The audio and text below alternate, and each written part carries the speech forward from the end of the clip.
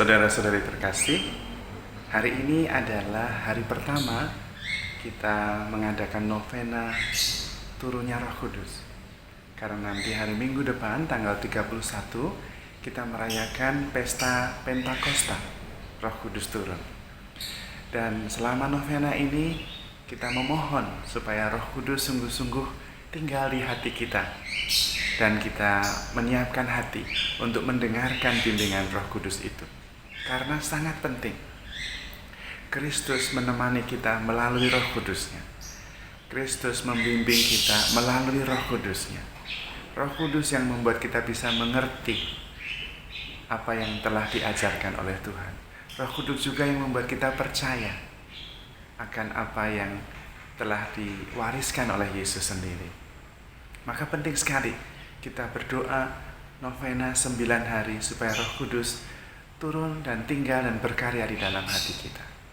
Dan peran Roh Kudus yang utama adalah membuat hidup kita berarti, membuat hidup kita itu terhubung dengan sesuatu yang lebih besar, yaitu Tuhan sendiri.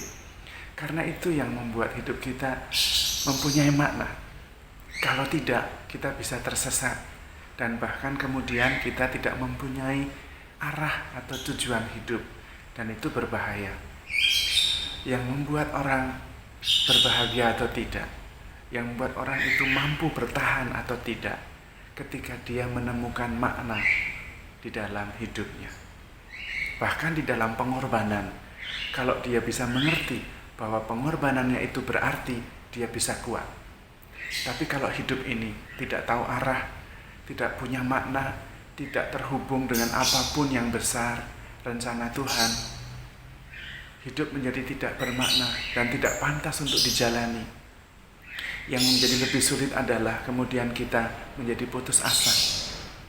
Maka mohon rahmat Roh Kudus supaya kita bisa mengerti apa arti hidup kita.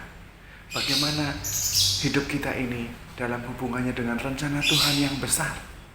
Sehingga di dalam suka dan duka kita tetap berani maju.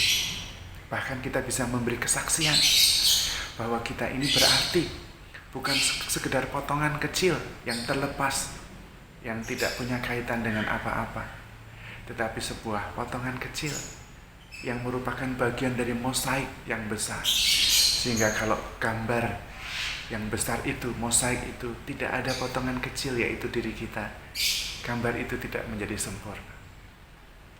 Maka penting sekali memohon rahmat Roh Kudus, karena kemudian Roh Kudus itu yang membuat kita bisa melihat bahwa hidup kita yang sekarang tidak terpisah dengan rencana Tuhan yang besar untuk hidup kita nanti.